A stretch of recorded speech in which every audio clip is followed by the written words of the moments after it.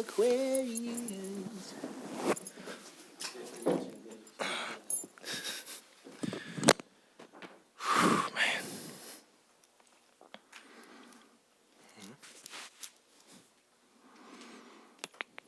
You guys have been hurt in a few games, points in the paint, but you will compensate for that with your great three-point shooting. Mm-hmm.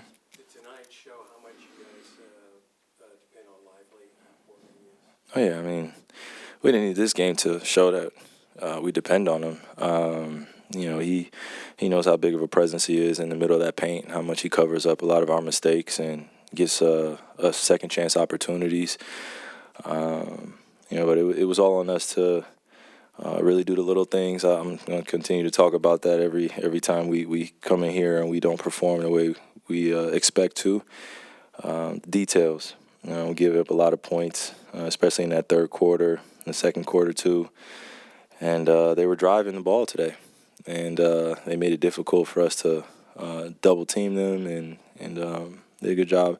The Raptors did a good job of just finding their shooters, and you could feel their intensity tonight, and their physicality matched it. So got to give credit to them, but we're going to look at film tomorrow and definitely look at some of our plays that we took off, whether it was down the stretch or throughout the first three quarters, and see where we can get better and continue to build that trust, especially on the defensive end.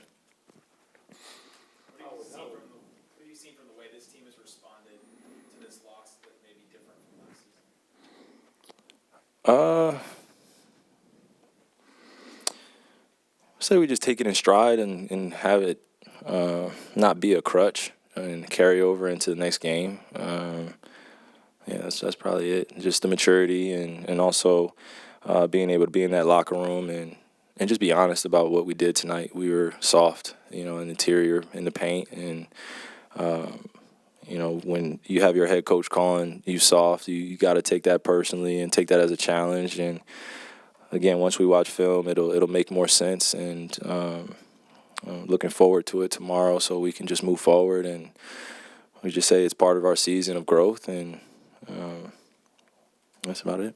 With some of that conversation, how have the guards and wings talked about the rebounding issue? We just can't make excuses when we're going, technically small ball, or we have a different lineup out there, and guys are playing different roles, different positions. We just can't make excuses for ourselves. I think that was the point of emphasis tonight. Is just like we just got to be better when we're out there and we're kind of on one side of the floor, and I'm guarding OG or I'm guarding Scotty, and we just got to sandwich rebound and really come up with the ball. It's all about will, and we just got to be better in that aspect mentally. What did you see early on in the game with Derrick Jones Jr.? I know you had 4 assists to him 6 minutes into the game. Yeah, no, we were just running, man. It felt like a track meet. I don't know if you guys felt the same way watching the game, but it was up and down pace. We were really testing their legs a little bit. They were testing ours, and I've played against the Raptors and this team, this core group that they have for a few years, just being in the Eastern Conference and knowing kind of what to expect from them. And tonight, you can see that they were developing that chemistry and that trust with their coach, new system, and they play with an edge. And for us moving forward, we need to learn from these wins learn from these losses in a way where it doesn't continue to happen or have any spillover to the next few games. But D. Jones, to answer your question, he was running up and down the court. It's easy to find somebody that's picking up that pace and just playing alongside, especially at the start of the game. So just want to continue to give him confidence, and as well as I want to do for my other teammates. But D. Jones, he's been knocking down the shots, and easy to throw lobs to him. Just want to get him going early. Staying on D. Jones, what has he brought you defensively in the starting lineup? Just a lot of balance, and just like D Live, just covering up for a lot of our mistakes and being able to take certain matchups and just be physical. Kyrie, you've yet to have one of those games where you kind of just take over, and whether it's a stretch or a game. How are you feeling in terms of your offensive rhythm? Obviously having dealt with a couple little nagging injuries. Do you feel like you're in the flow and just shots aren't going like the way they usually do? Yeah, I mean, we could say that for sure.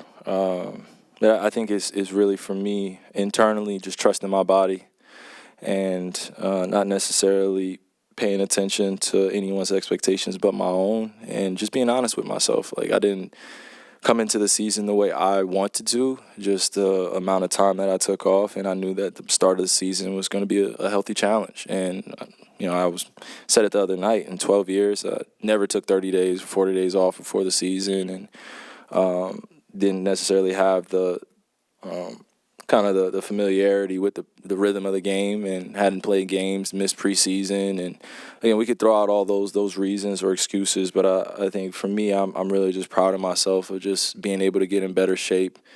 A few spurts throughout the game, 4-minute spurts, 3-minute spurts where I can put 6 points, 7 points, 8 points, 10 points, 12 points.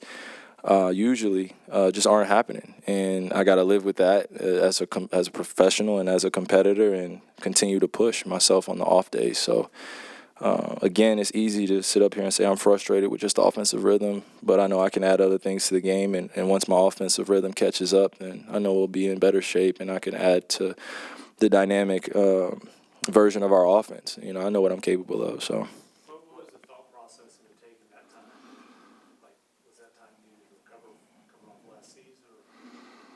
Yeah, I mean, I just wanted to try something different at this point because, last few seasons I've had, whether outside of just different factors, me not being in the game, I just felt like I would peak a little bit too soon and get tired before All-Star break. And naturally, as a competitor in this league, you want to make All-Star, you want to make first team, second team, third team. You focus on those individual goals and accolades, but I pushed all that to the side. It's not really a priority for me coming into this season, and I had to be at peace with that. I want to really dive into being a better teammate, being a better leader, and showing these guys how to sacrifice in different ways. And when my time is called throughout the times later in the season, then I'll be prepared. But as of right now, no rush, just staying patient and just continuing to put in the work.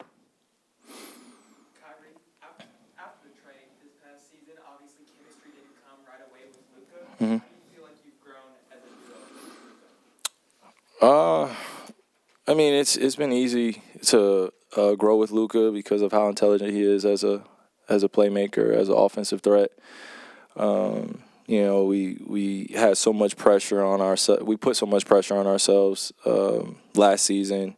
We're screaming to each other, championship, and it's easy to set those goals, but you got to be realistic. And we just didn't have the group to do it, and we didn't stay consistent enough to put ourselves in position to make the playoffs, and we had to take accountability for that.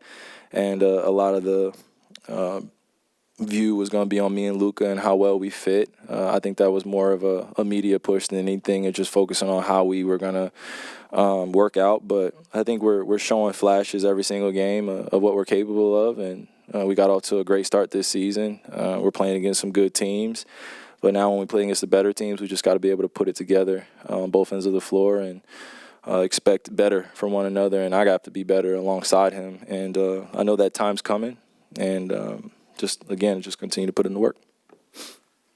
Thanks, Kai. Yep.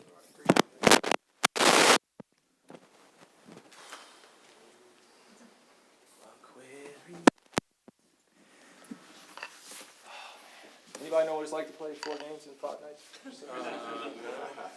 You playing pickup? Anybody playing pickup? Just try it. Primo, dynamic duo, dynamic duo.